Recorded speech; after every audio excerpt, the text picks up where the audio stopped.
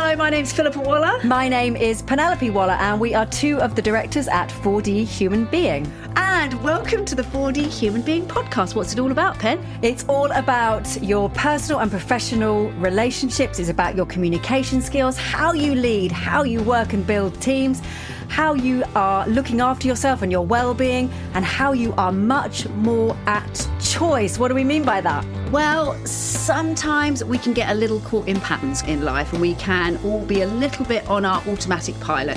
So 4D Human Being is all about helping us get back to choice and being a four-dimensional human being. And your fourth dimension, of course, is intention. So whether it's about your impact, your leadership style, your team dynamics, whether it's about your well-being, whether it's about your communication or your presentation skills, anything that involves human beings interacting with other human beings, 4D Human Being are here to help.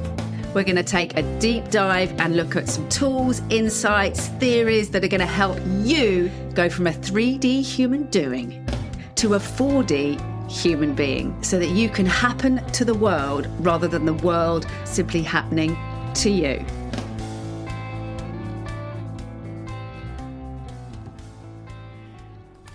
Good evening and welcome to Intellectual Energy, the show, the 4D show, Intellectual Energy. Now, what's happening over there, Pen?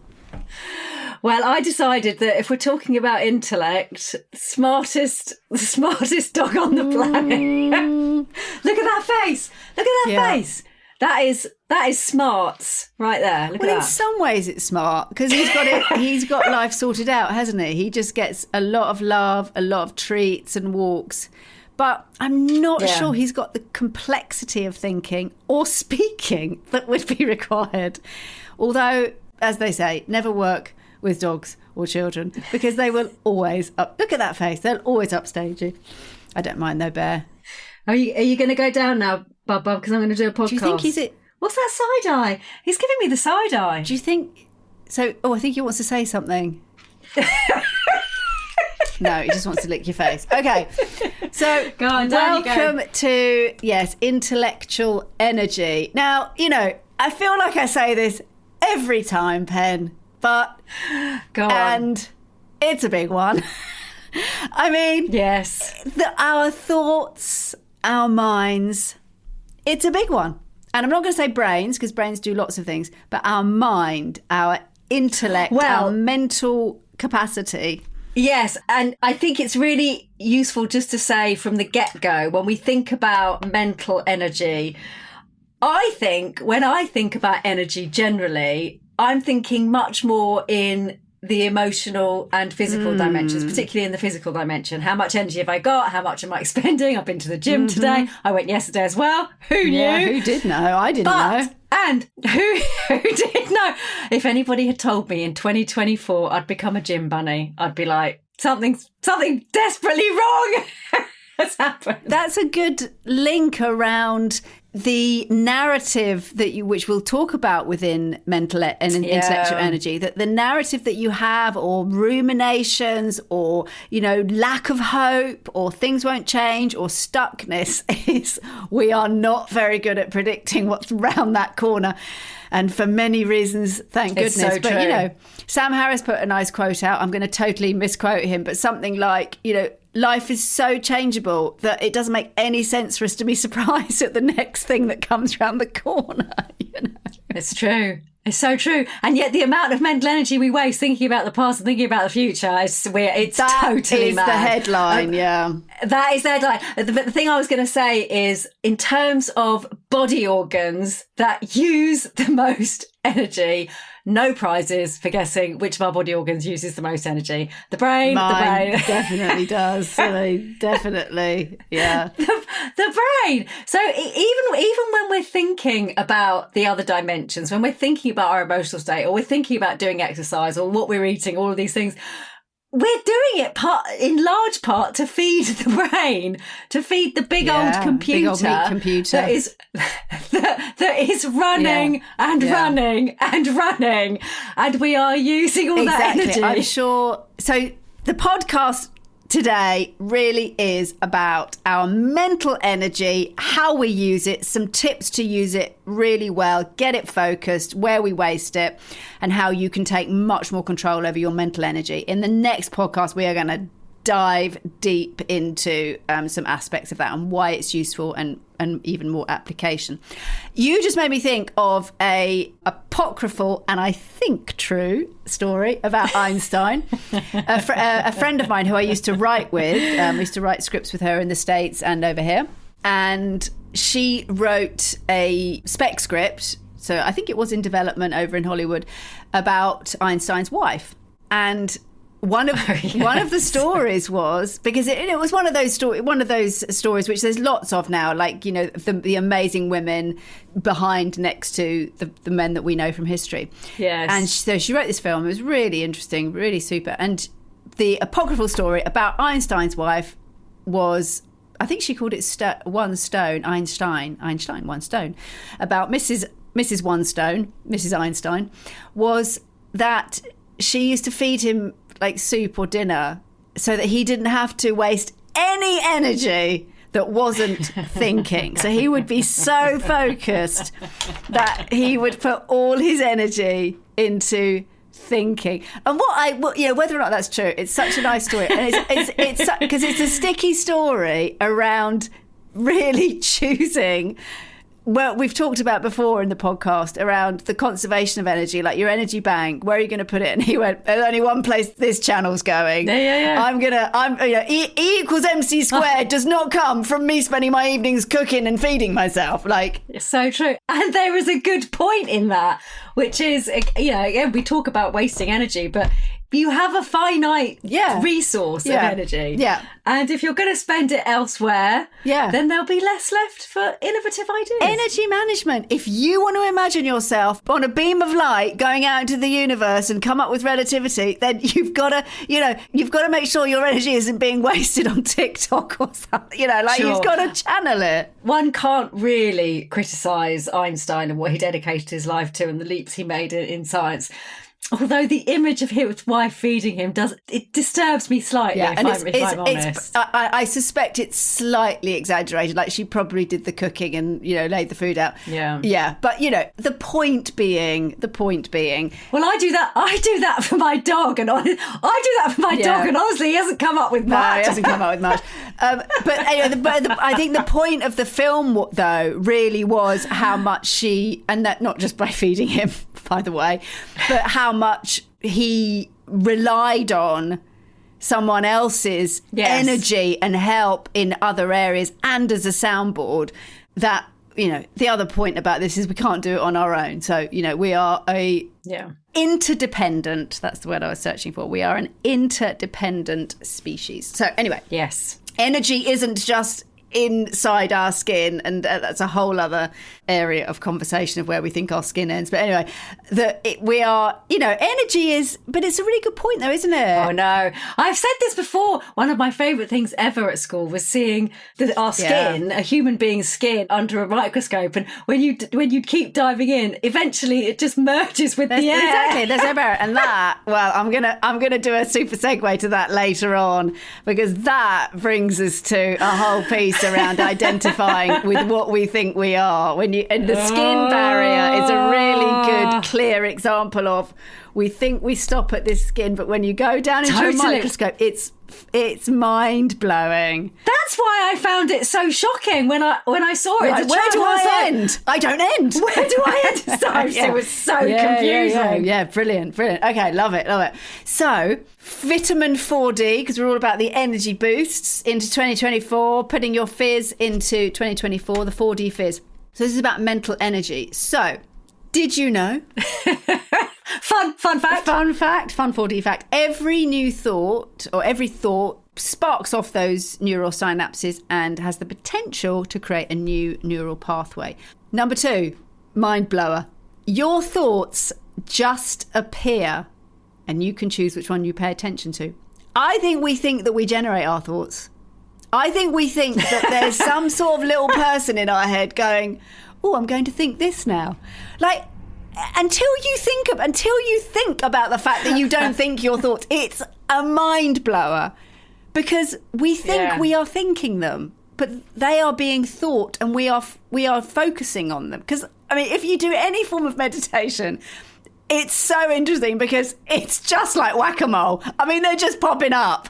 They're just coming in. Yeah, well, I sort of like, whenever we've had conversations about consciousness, and we are not going to go there today because that would be a very long podcast. You never know. But I like to think of consciousness less as a computer that's sort of generating, more as one of those old TVs with the aerial on the top that's just sort of just flicking. It's just transmitting. Yeah. It's just receiving and transmitting. Yeah. It's not really. It's not generating. Exactly. That's exactly right. So it's just going to come and come and come, and your thoughts just appear. I'm just going to say that for number 2, and then we're going to go further into that. But, you know, there is a choice. It doesn't always feel like it, but there is. Number 3, and these are our 4D facts, and then we'll move on.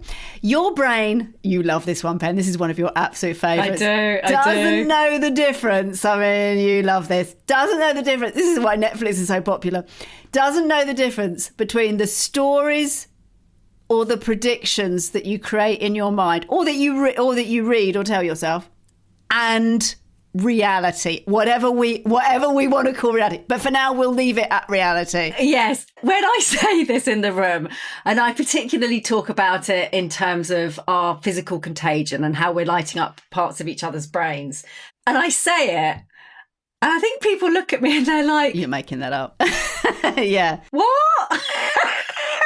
Because I put it in the context of I think something quite simple, which is, you know, see someone getting burnt, not you, someone else, your brain thinks you've been burnt, and you literally have a physical response, and you'll sort of grab your arm and you'll think it's you. And I say, because your brain doesn't know the difference between someone else's reality or the thing you're seeing, a prediction or idea, and what you're experiencing. And I just sort of see these cocktails like what? Because it's like the Matrix, isn't it? It's you're going like, what? Hang on a minute. My whole belief system, my whole paradigm of reality, it's like in the Matrix. It just goes it's like shattered. Exactly.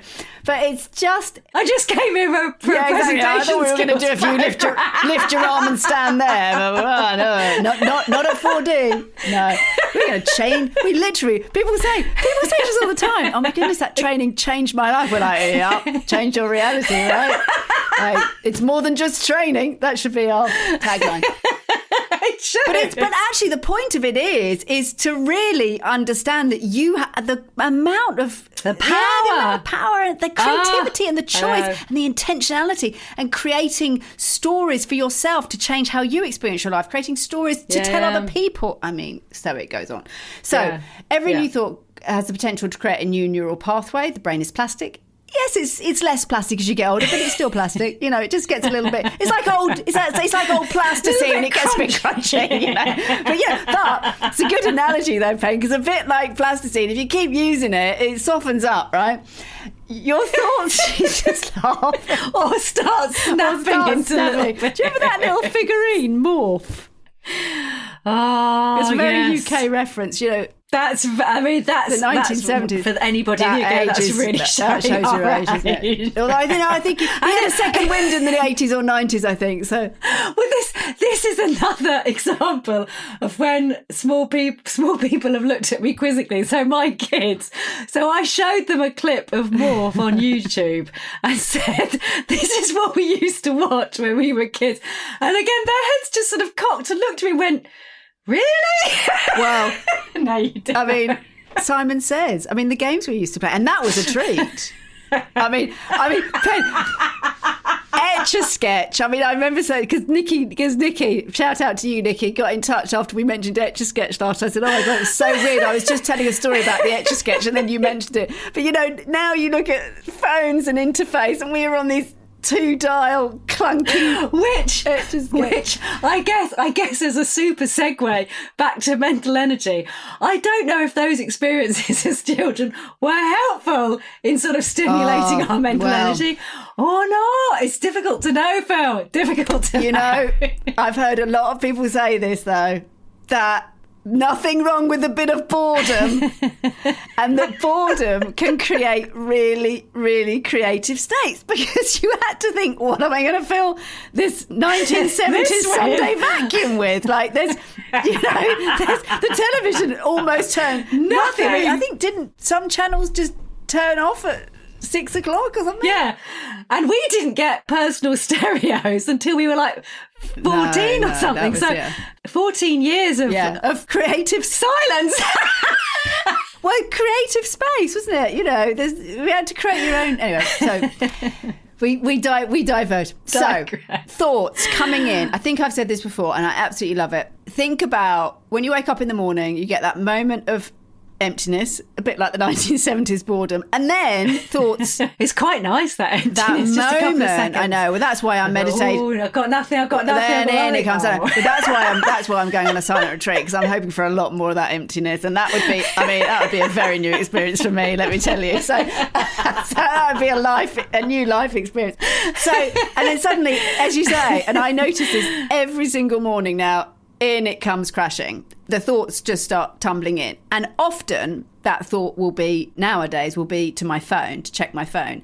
Now my next conscious thought is, no, give Billy, my dog, a cuddle and a kiss before you go to your phone, and check in with yourself before you go to your phone. So I've really tried to, having been the thought that controls me, I'm trying to override it. But the point being, those thoughts come in and they will start running your day. And I loved the analogy that it's a bit like you go downstairs, open your door, and a crazy person comes into your house and just starts shouting at you all day, and you run around after them doing what they say all day. Yeah. So you are not your thoughts. They will just keep coming, and it's exhausting if we just keep listening to them. I mean, it's like being on some weird, like you said, some weird sort of trip or right, because they'll jump. You know, you'll be in the middle of cooking and you'll suddenly think, oh, you know, I've never been to Copenhagen. I mean, you know, they're just the weirdest non sequiturs. Totally. Yeah. And I would say, you know, in the workplace in particular, if you think about how much mental energy you spend on not only your random thoughts that are popping up, but everybody else's random thoughts gets put immediately into an email and sent to you. And then you're responding to everybody else's random thoughts that have popped into their heads. And that's like your job. It's so true. That's like what you do all day. I do often think, what would happen if we, I mean, I'm not saying do this, please don't do this, but what would happen if we just didn't respond to any emails for like 24 hours or 48 hours and just see which ones stuck? Yeah. Or who sends them actually again. Yeah, who sends them again? Because there's a lot of emails you wouldn't send again, aren't there? There are, aren't there? There's, you know, it's think it, write it, press send. And then, but because you haven't done the thinking bit, the considering, and if you did, you wouldn't. But when you think about it, I mean, if I craft an email, it's been considered, it's to do with something needs to happen. But when I respond to other people's emails, I have to be really careful that it's not just some random thought that's popped in my head. Yeah. Be mindful, exactly. For everyone's sake. Pause.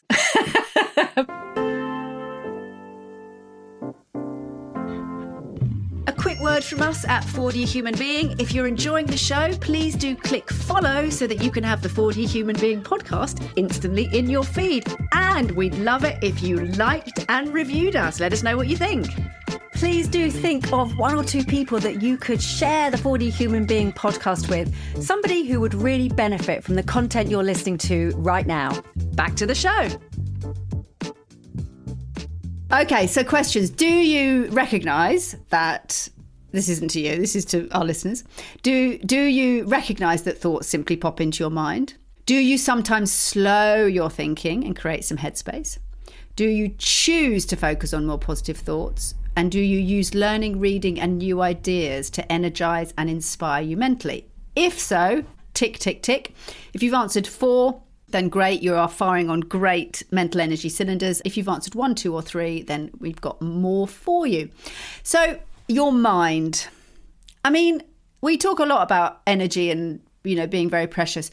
Your attention is one of your most precious possessions, isn't it? Yeah. Where you put your attention. Absolutely. And whether that is internally when we think about content, mental mind content, or externally when we think about intellectual content, language, written material, like you said, emails, language, comments on social media, anything in that written, intellectual, verbal thought space.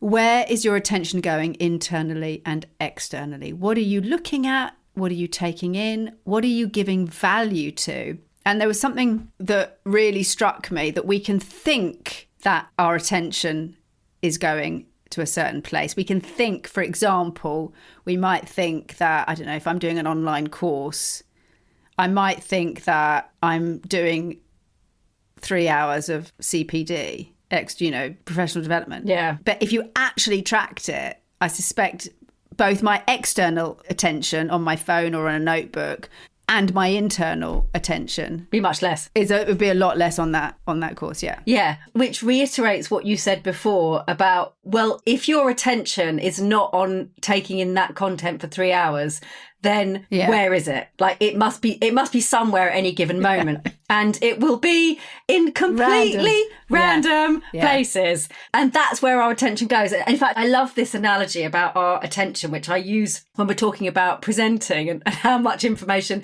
the audience is actually taking in. And yes, we give lots of tips and tools about keeping that attention going in terms of what we're doing energetically, vocally, physically, etc., slides, visuals. And your attention is like, think of it like a sort of overhead lamp, a sort of a relatively dim light bulb that sort of dims and glows, dims and glows. And it's just taking its stuff in and then it's not. Yeah. And then it's taking something in and then it's not. And that is how your attention actually works in reality. Yeah. And it's pretty random in terms of it's that thing when I'm tired with an Audible book and I've been listening to Sherlock Holmes. I've listened to Stephen Fry read 72 hours of Sherlock Holmes, which I've got like half an hour left, and then you can pick it up. And I'll wake up in the morning and I'll have a really vague recollection of just like a moment, because a bit like going to sleep to an Audible book, that is what your attention is like, is you're sort of slightly in and out of that consciousness, and so you just get these little random snippets, which is not the whole story by any stretch, or you're just woken up because suddenly there's sort of shouting and screaming and there's a body in the cupboard. It's a bit like that actually you don't get the full story. You've just got this vague sense that I think I was listening to something and I think I know that bit, but I don't know how it ties into the whole thing. And you do not want your audience to have the Sherlock Holmes going to sleep Audible version of your presentation, do you? Which is why don't give endless a barrage of content, because there's no way. No. Well, also, I don't know if this is scientifically true, but if I think about that light sort of dimming and glowing, I think the pattern of dimming and glowing probably shifts as we get older. So think about that in terms of your audience, by the way. Exactly. In terms of what can actually and go it definitely shifts in terms of your physical and emotional, the two before this, your physical and emotional energy. You are doing a lot of groundwork to get people's bulbs lit up for you when you actually land your intellectual, information. We always say, don't we, when we run a room, your first job is to keep this awake, engaged, informed, and only then informed, because otherwise they won't take anything. It's so true. I love it when I say to clients, I said, your first job is to make sure they're awake, and they always laugh at that, because they know it's actually true. Okay, so we are all sort of talking about lots of different things around the intellect. That's how the mind works. And so that exactly, and it works like that both internally and externally. Exactly that you might think you're sitting down to read a book or prepare a presentation or think about a project at work, but actually all these random things. And the thing about them is, and I love this Sri Lankan monk Yanananda had this wonderful metaphor of talking about being in the flow. I think maybe we mentioned this before, I can't remember, that you're in the river, you're in flow, and think about this as the mind, that you're in you're at work, or you're with your team, or you're having a conversation, or you're doing a project, and then the mind gets caught in an eddy or a vortex. Something has hooked you, and that thought, and it may be a feeling and a thought, but that thinking, when it catches you And you cannot, when you said to me earlier today, I can't get that out of my mind. When you just can't stop thinking about something and something has hooked you. And particularly, it's pretty rare we get hooked on a kind of amazing, positive, like we might have a moment of celebrating something or feeling something, but we tend to get hooked on the irritations, the frustrations, the anger, the negativity, the person who's really annoyed us, the situation that's annoyed us, and it completely catches us. And you're caught in it, and it's running you now, that thought, and we're identified with it, and it feels like a reality. And then on top of that, in come all the additional narratives and assumptions, conversations. Who hasn't had a dialogue in their head with that person and played it out a million different ways? I mean, we spend a lot of time with clients talking about some of the either the narratives, but also the conversations that they might have. And one of the big things, of course, is to be able to pull back and realize that your mind is doing this. And if you can extract that intent, as we would say in 4D, that intentional self, that witness, that observer, and really learn almost like a muscle to get that stronger and stronger. So you can go, oh, right, this is, just got caught. I mean, I've been sat in this chair now for an hour going round and round and round this problem, to pull out and to find a way either to think about, to move your thoughts to something else, or to reframe what's going on. Yeah, absolutely. And it can also be on things that we haven't done and things that we need to do.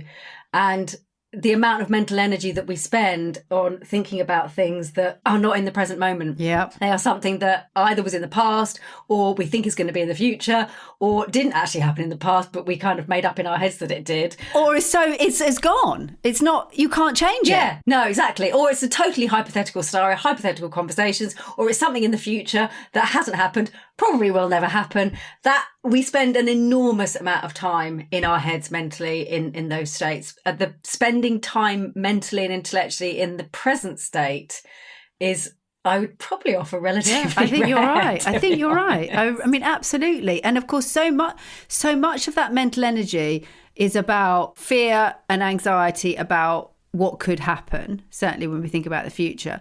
And yes, there's a really good evolutionary reason for that, but it's like it's kind of run amok. It's like it's spun out of control. And particularly, I think in the modern era, it's almost like with the complexity of input that we're taking in, that there's a counterbalance of that, of the kind of speed and complexity of our own thinking. Yeah. That, anxiety just is going up and up and up. Yeah. And there's a very good reason for that. There's a very good reason for that. So there's something about as well to really think about, what are you allowing in? If we think about that two-way exchange of mental energy, that firstly, what are you allowing in that is going to create more and more and more and more content and things for you to ruminate about? And what are you allowing yourself to focus on? That busyness of mind that just will spin and spin and spin and spin and spin and spin and spin about something that hasn't happened, isn't right here. I mean, how many of us have been caught in difficult or frustrating worry or rumination when we're with people that we love in the same room, but we can't focus on what they're saying or what they're asking of us? Exactly. And how precious are they? Yeah, regardless of how precious they are. And I think one of the big sort of revelations for me was really sort of grokking and understanding that those thoughts that we think we generate, but they arise and we latch onto them, the subconscious choices we make in terms of which thoughts we latch onto, are then literally building our brains. They're literally deciding what our neural pathway mapping and new neural pathways will be, and therefore what we will think in the future. So we'll exactly that. What we will believe, and therefore who we will become. And it's not easy to get your head around, because you feel like, I am whole, I am here, my brain is what it is. But if you really, really get that the thoughts that you choose or not choose to latch onto are literally forming your brain, and recognising that whilst it may not feel like it, we do have choice about which thoughts we latch onto, you suddenly realise, I could build my brain in a completely different way, have different thoughts in the future, and kind of shape a new way of being in a belief system. And that is what is so vital about the 4D model, about the intention, because it's very difficult when you're caught in thinking or caught in negative ruminating and worry. It's very difficult from that place to think yourself out of that thinking, because you're in that pathway, and that pathway will only do that thinking. And so being able to step out of it. I mean, the first self-help book I ever read, I mean, decades ago, I think I've said this before, was by Richard Carlson, Stop Thinking and Start Living. And there's such a truth to it that, I mean, not stop thinking entirely, but to stop, pull out and recognize, by thinking this, you're building the pathway that will make you think this more. The first ever book in this arena that I read, again, a long, long time ago, and you probably recommended it to me, was Professor Stephen Peters' The Chimp Paradox, which kind of touches into the emotion as well. But it really is about that narrative in your head, those thoughts in your head, which are often driven by negativity or fears or whatever it might be. But you think it's you. Think it's you. You identify with it. You know, my thoughts, that's who I am. This is what's happening. This is real. This is what's happening. And having that image of like a little monkey in my head that was like sort of pushing out some unhelpful thoughts was really helpful to separate out those thoughts. And again, in line with what we've talked about in both the physical and emotional podcasts around physical and emotional energy. And this is all about, you know, putting the fizz back into your 4D fizz back into 2024. A lot of this is about saving energy, but also having a much better experience for yourself and for others around you. And the waste of your energy, the time that you will waste of your life, and the creative energy that goes into, and we've all done it, you know, what you could be doing with that mental energy if we focus it somewhere else. There's a wonderful phrase, of course, the lovely Shakespeare, the wonderful, wonderful Shakespeare from Hamlet. This encapsulates what we're talking about. There's nothing good or bad, but thinking makes it so. And that, I mean, he was a genius. And when we're full of our own thoughts, worries and anxieties, we literally have no space left for anything new to come in, or for us to create or co-create anything new that can help shift us. So we have to develop that intentional self to create that space. So when you're in the flow, so it's not Yogananda, there's another guru, Yanananda, Sri Lankan monk, talked about the flow of the energy. And I did talk about that when you get caught in the eddy. Now, I want to just add to that. So I think there's 3 layers to this metaphor, to this analogy. That we get caught in that vortex in the river, and then we're just in the thinking. We're in the thinking. I'm not sure the dishwasher's working. I'm not sure the dishwasher. Oh, I've got to fix the dishwasher. Oh, no, the dishwasher, I think it's broken. It doesn't, it's not hot when I mean, caught. and I know that one. Exactly, I know that one. and then there's one layer of release from that, which is realising that you've got caught. Just doing the washing up. Exactly. Just saying, put your marigolds on, stop complaining. It's to step back and realise that you are not your thoughts. That's the intentional dimension. And that that your thoughts are happening and you are not your thoughts. And then this is with my meditation, silent retreat. And there's the other layer where you realise that there is no subject or object. There's just awareness, and there's no identity. Wow. Wow. And on that last one, it kind of feeds into the emotional and physical dimensions as well, because the first layer is probably about, things like meditation or awareness. That last one, you mean? Yeah, taking control of what you're latching onto. But if I think about, you think you are your thoughts and that's your reality. It's disidentifying from that, Yes. I often think about our wonderful yoga teacher when we used to go to Portugal, Kenny, and he would get into a sort of a freezing cold, ice cold swimming pool and be no preference, be completely fine with it. Because my thoughts would be, I'm cold. Whereas he, through his yoga, through his meditation, has taken control of those thoughts. And then you're feeding a different narrative into your brain and into your body. And you have no preference on a warm or a cold pool. It is amazing when you can take charge of your thoughts in terms of really what's happening physically, emotionally, intellectually. Incredible stories about what, monks living in sub-zero temperatures with not with a puffer jacket, but like the ability to take control. I mean, the important thing to say on this is that, and certainly I think most people I've ever heard talk on these subjects wouldn't say that disidentifying from your thoughts, and we have to be careful around this, around depersonalization, and, you know, that meditation is not for everybody. Yeah. But the disidentifying from the kind of contraction around our thoughts, let's say, doesn't mean we just accept everything and anybody can sort of treat us in any way and abuse us. There's still, it's that flow between action and mindfulness and kind of awareness, that movement and being present. present. The movement from being completely controlled by your thoughts to having choice. And that's what we talk about at 4D more than anything, is having choice. Who's driving the bus? And choice means that sometimes going in with action, with your physical self driving the bus, saying, no, no, that's not okay, or we're doing this. Like, it's that movement between the two. Yeah, I feel like this, I'm thinking this, and I need to have a conversation about it.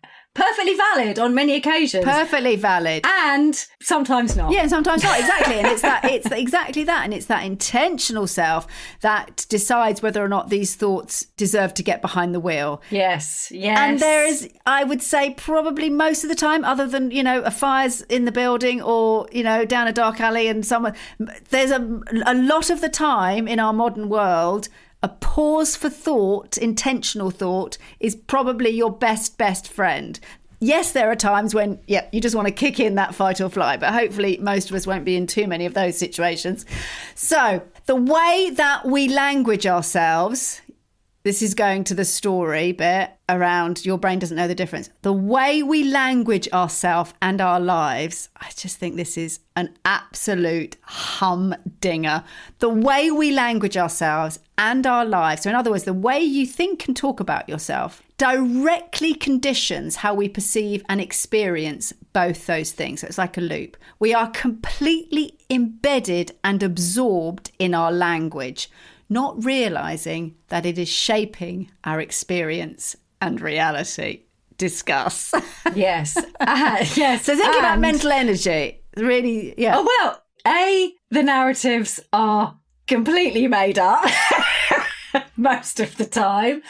And by that, I don't mean that they're false or untrue. I mean, they may be and feel very true to us. They're an experience. That they're yes. But the narrative we attach to a feeling or an experience is highly, highly subjective based on who we are and the experiences we've had in the past, etc., etc.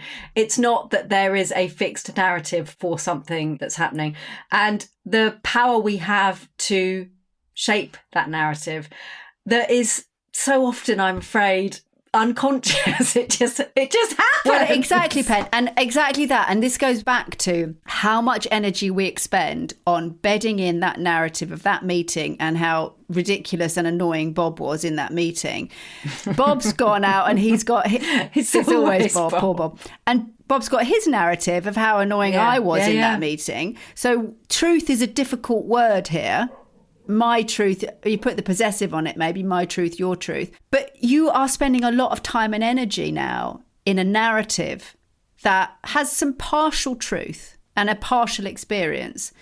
And actually that's where certainly one of our core tools around mental energy and mental well-being is around the reframe, is around retelling that story. And I think we've said in the past, this is really important for, post-trauma, to re-narrate a story, to put yourself in a different position, put yourself at the centre of it, the choices you did make, what you did do well, that you survived, any of those things, because that will completely reshape your experience. And this is happening in micro moments every day, around whether it was, an annoying incident down the street. Yeah, totally. And the build on that, which I've been talking to a client about recently, is sometimes when I do that reframe, it's then easier for me to put that thought down. Go, right, I've reframed it, I've re-understood it in a different way, or I've learned something from it.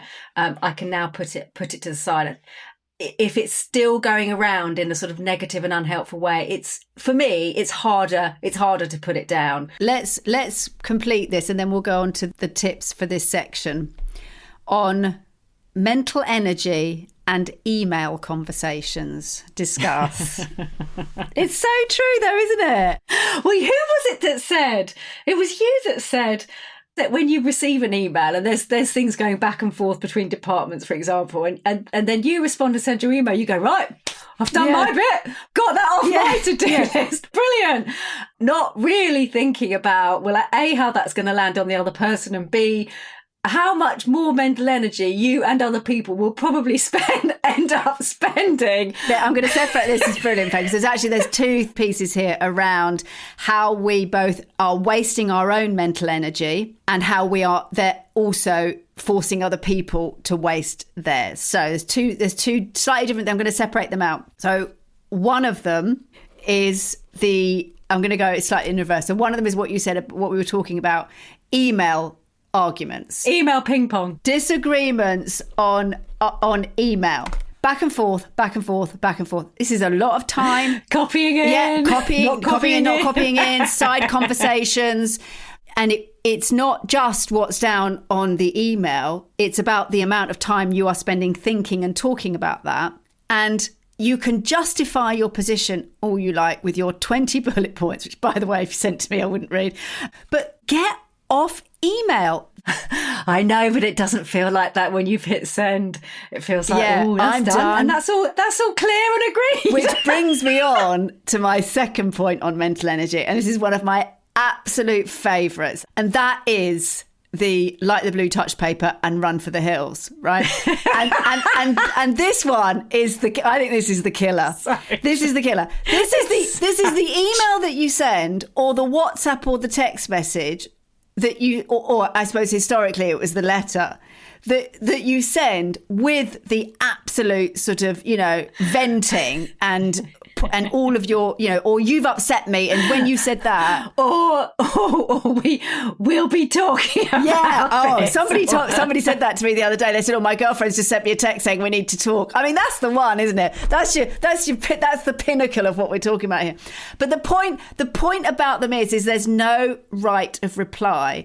Well, it's a really good example of sort of negative mental energy baton passing. Exactly. You have that, you spend the energy. I'm going to tell you what a terrible person you are, but I'm going to do it remotely, so it won't be in conversations. You have no right to reply. I think that's one of the real bugbears for me. So if you know you do it, really, really think about it. Do not just dump your mental waste on someone else and then drive the truck out and not give them a forwarding address. I think you have to say, don't you think, Pen? The only way to clear that waste is to get into that dialogue, right? Well, yes, because going back to something we said earlier, however justified you feel in your thoughts, they are random, subjective thoughts that you have to take responsibility for, rather than go, well, that's someone else's. Yeah, exactly.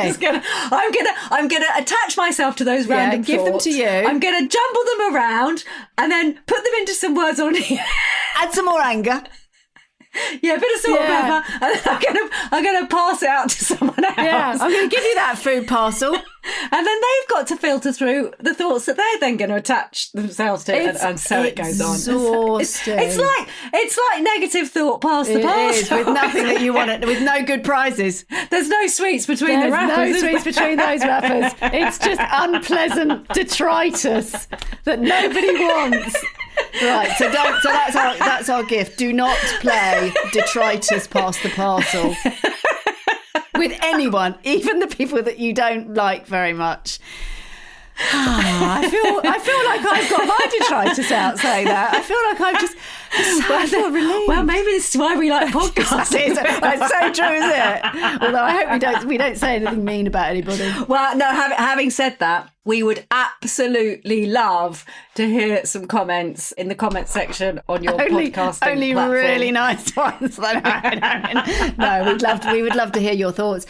We must give some tips. I mean, we've given lots along the way, but we're going to give a few tips to finish. So, mental energy tips for a better life for you and for everybody around you. So, firstly, think of a difficult moment. Tell the worst version of that. This, I do this a lot. I love it. Tell the absolute worst version. Have fun, go for it. Fill your boots with that. To yourself, exactly. Being truthful about your experience of it, but you can absolutely go for that. And now tell the very best version, right? Still being truthful. So it's factual, So it's all the facts. For you, yeah. What did you learn? What were you pleased about? What were you relieved about? What would you do next time? Like all the things that then there has to be something. There will be something in there that was potential, future, learning. If nothing else, you learned that, well, I'm really glad that I can tolerate, I've got resilience when it comes to difficult, moments. Oh, I'm never having a meeting with Bob at 3:00 on a Friday afternoon. Yes, exactly. Like, there'll be a learning. Friday afternoon, not the right time. I feel so passionately about this. Exactly. Okay, that's tip number 1. Reframe. You can do it. You are building that beautiful architecture in your brain. You are that literally by doing that exercise. And choose some low-hanging fruit. Coin a corporate phrase. Choose something easy at the beginning. If you've got, some awful sort of enemy from the past, you might not want to start with them. Choose something that's really doable to start with. Build it up. Okay, number 2. This is what we were talking about earlier. This is the brain dump. At the end of a meeting or a day at work, summarize and write down your 3 most urgent thoughts. Now, quickly circle and prioritize the one action that you're going to do next or the next day. The rest can wait. Mental clarity and order is going to free up so much energy for your creativity and your relationships. So it's like that ruminating worry is trapped. Get it out, get it in order. Now you've got a plan. You can focus on doing Play-Doh with your child if you live in the 70s. When a negative thought, number 3, when a negative thought pops into your head, surround it with positive thoughts. So I love this one. You're going to drown it out, basically. Kill it with kindness. And your life achievements, and the wonderful people in your life, and the moments you've been courageous, strong, loved, loving, resilient. Negative thoughts, literally, when people say, oh, they're narrow-minded. Yeah, but they literally is, you literally, if you take a moment to experience it, and this is a really good practice in meditation as well, that when you get a thought, you narrow onto that thought. And when you get ruminating, you're down a tunnel of thinking. And when you literally have an experience, the instruction to yourself is open, open, open, expand. You can almost do it using your eyes. We use orientation when people are distressed, that you turn your heads to the side, because when we turn our heads to the side, if you imagine in fight or flight, you've got an enemy or a lion in front of you, you're going to go very focused in your visual. And it's the same with thinking. So when we expand it, we're signaling that there's lots more going on. So you're going to expand it by filling with positive. And I would add that we often talk about that in terms of assumptions, in terms of the pool of data that you are selecting from. Yes. And sometimes it's quite useful, particularly if you apply this to somebody else. Like there's somebody that's been challenging or hasn't spoken to you very well or you're upset with, can be very easy to go down that tunnel. Bob's just awful and everyone hates him. Can you pull out the periphery of vision and find data that would suggest, well, actually, that's not true. Bob's a nice guy. There's good. Yeah. There's good things about him. And it is amazing how, if you can be more conscious about the thoughts that you have about, in this case, Bob, how quickly the emotional poor Bob, but how quickly the emotional state changes. That's right. It's quite difficult to hold on to that anger or frustration when you've got those positive thoughts coming in. Absolutely. And again, we go right back to the beginning about that complex intertwining of physical, emotional and mental, and the contraction that happens mentally, and that of course also happens physically. So when we start to expand mentally or physically, all of that intertwining, like it's much harder when you open your arms and the palms of your hand. We've said this before. When you have physical expansion, and your breath is expanded, then your thinking is more likely to get expanded. Yeah, we're coming to the end. And in the next one, we'll get much more into some applications in leadership and in teams around our mental energy, mental dimension, intellectual thinking, language, all of those things. I'm going to leave you with one slightly out there thought, but I do love this one. Next time a difficult thought pops into your head, I was going to leave it. I thought, no, I love it. I love it so much. Next time a difficult thought pops into your head, just see if you can find what it's made of. What's it built of? Ooh. Really look for the substance of that thought and watch it disappear, because it wasn't made of anything. I love that. They're like will-o'-the-wisps. Yeah. Go in there. Not even. Yeah. Not even. Nothing. And watch it, burrow into it and go, what's it made of? It's not made of anything. Yeah. And there it goes. Deep. Very deep. Yeah, so we wish you well with your mental dimension, with your 4D mental workout. It's probably was the dimension that I went in at when I very first started this work, was understanding that my narrative and thinking were such a game changer. Shaping the experience. So it's a wonderful 4D portal to go through and get curious about and take charge of. You are not your thoughts. Get in the driver's seat and you tell those thoughts what you're going to think and enjoy them. Thank you so much for listening to this episode of the 4D Human Being podcast. We hope you enjoyed the show. Do take on board some of the insights, tools and tips, because every time that you try something new to get back to choice, you are making a vote for the you that you want to become. And I love that phrase, Pen. I do too. And please do share this episode with somebody that you know would really benefit from the lessons and learnings we've been chatting about today. And of course, if you're interested in more from 4D Human Being, do get in touch. We run workshops, trainings, online, in person, conference events and keynotes. We've got the 4D OnDemand platform for your whole organisation. And we do have a free Essentials membership where anybody can sign up for absolutely free to access some of our insights, tools and tips. So do get in touch with us if you'd like to hear more. We cannot wait to hear from you and to carry on the conversation.